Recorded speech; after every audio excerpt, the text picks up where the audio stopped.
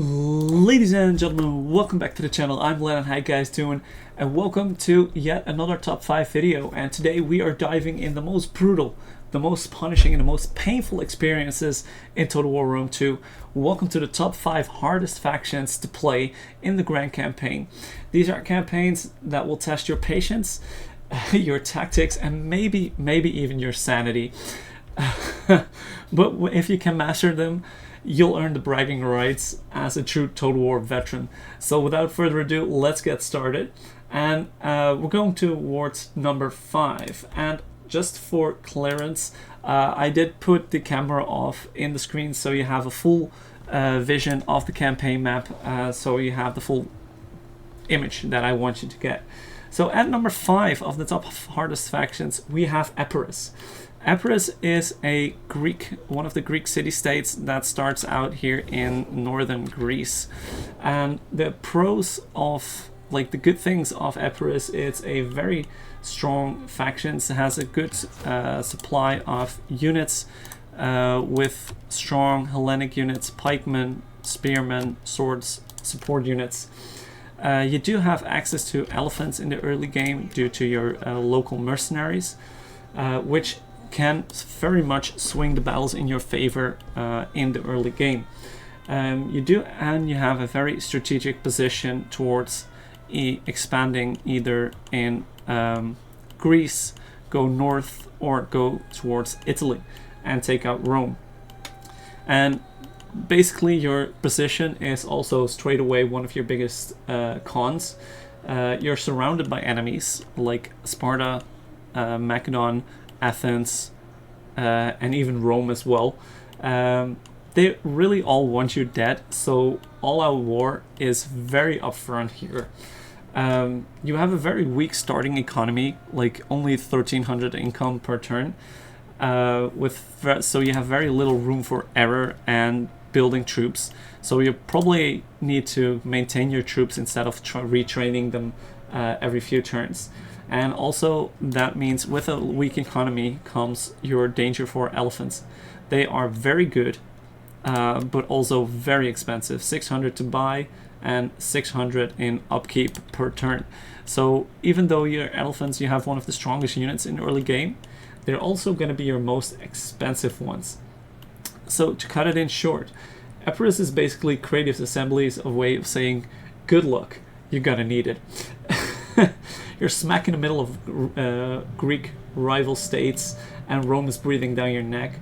Survival means playing politics perfectly or embracing all-out war and hoping you can carve out a nice piece of territory for yourself before everything starts going to shit. So with that being said, let's go towards number 4. So at number 4 we have the Lusitani campaign.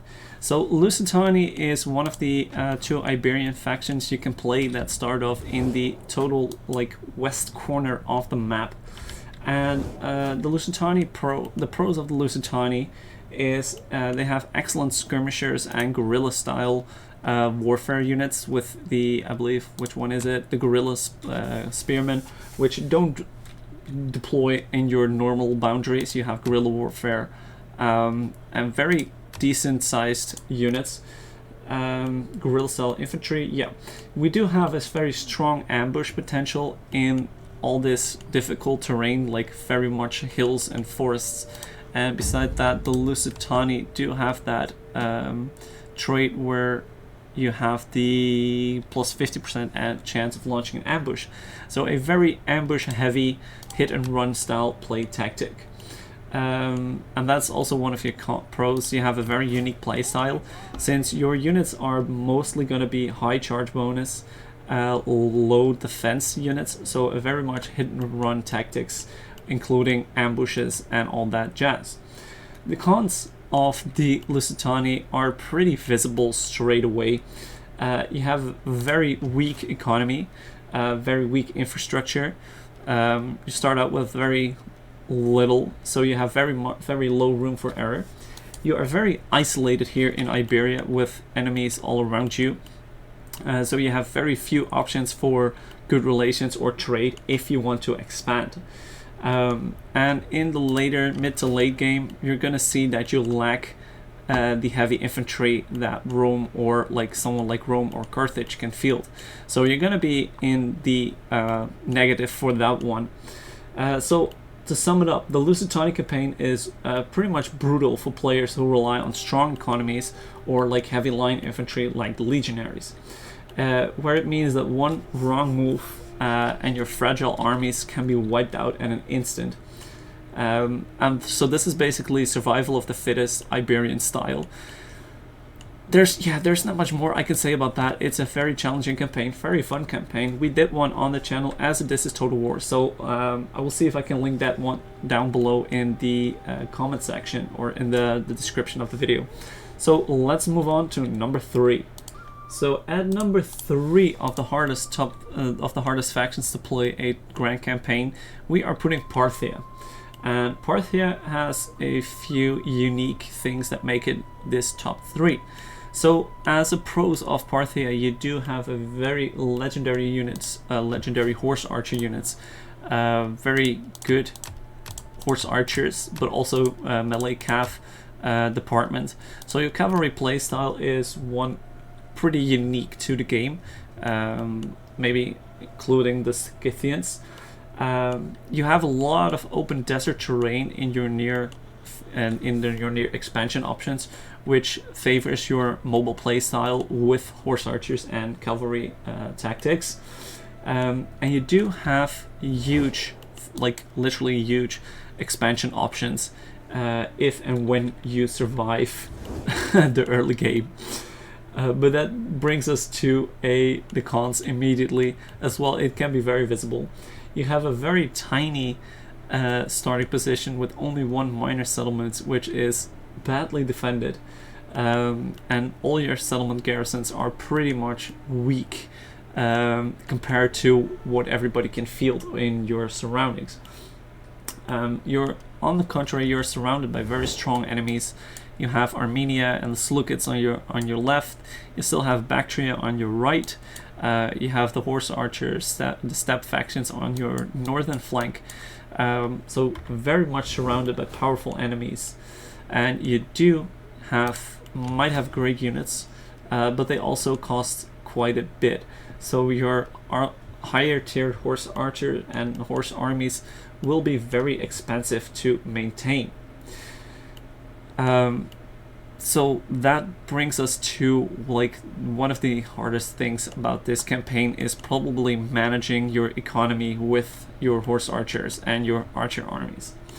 So Parthia is for a player who loves cavalry micromanagement. If you can kite a flank or even exhaust your enemies, you'll eventually, once you survive the early game, become unstoppable. The early game is, however, a total nightmare. Weak economy, weak cities, everybody wants you dead, and there is basically no one here to help you out. So with that being said, let's move on to our top 2. So at number 2 we have it is Athens. So Athens takes our number 2 spot in the top 5 hardest campaigns, and that is basically because, as you can see, Athens starts very small. But first of all, the pros of the Athenian faction: you do have a very elite hoplite focused roster with very strong elite pikemen and hoplites, with decent support infantry like the thorax swords and Thurius spears and some missile archers. You have probably very much access to trade because around the world, so you can become a very trade-focused naval faction, and you do have diplomatic options with your Greek city-states in the vicinity. The cons is basically you start with one city, just one, and that is a very tough start for such a campaign with a very minor economic status, expensive units and all. And besides that, you are pretty much surrounded by Macedon, Larissa, and Sparta, which are all stronger than you in the start of the game. All but Sparta have more cities than you, have more armies to field than you. So that can be a very tricky situation you get yourself into. And besides that, you're boxed in by Greek city-states. So as many diplomatic options that you have, it's hard to expand in any one way without angering every Greek neighbor you have. So that makes this campaign very difficult to play in the beginning. So Athens is basically a campaign for masochists. I do like that wording. One wrong diplomatic step and you're at war with the entire Greek world. Sure, if you survive that Greek civil war idea that you have here, you can become a naval trade empire. But most players in the early game won't live long enough to see it happen. So with that being said, that is our number 2 spot. So let's see who takes the cake home. And yes, oh yes, our number 1 spot is especially made for the Iceni. So the Iceni are like the British faction that started in the southern part of the British Isles. And what are the pros and cons, you might ask, and I have them here for you.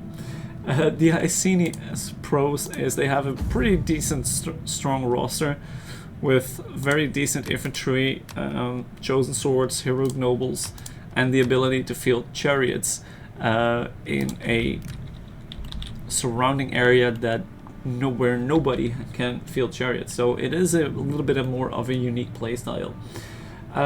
You are pretty much isolated on the British Isles, which gives you room for, it gives you a focus for your expansion and gives you a little more breathing room in the start of a new campaign.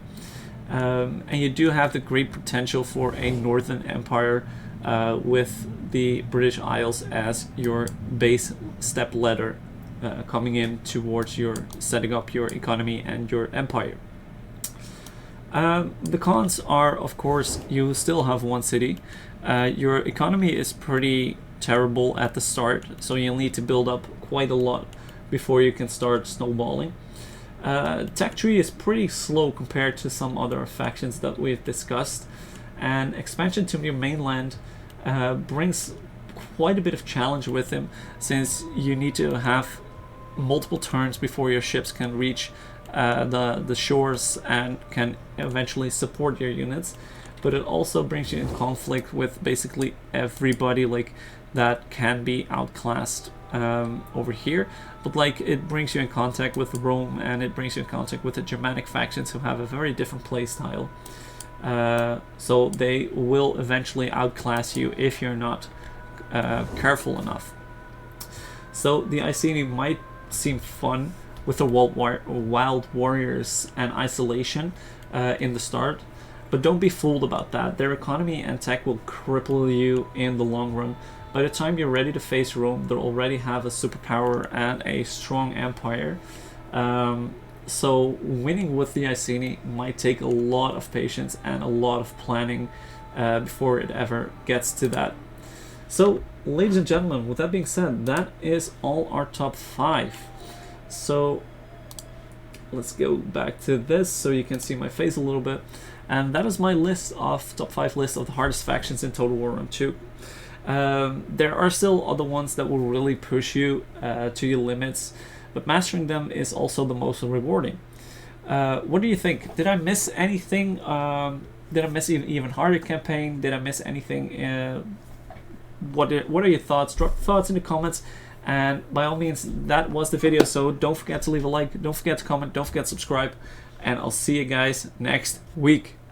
Peace.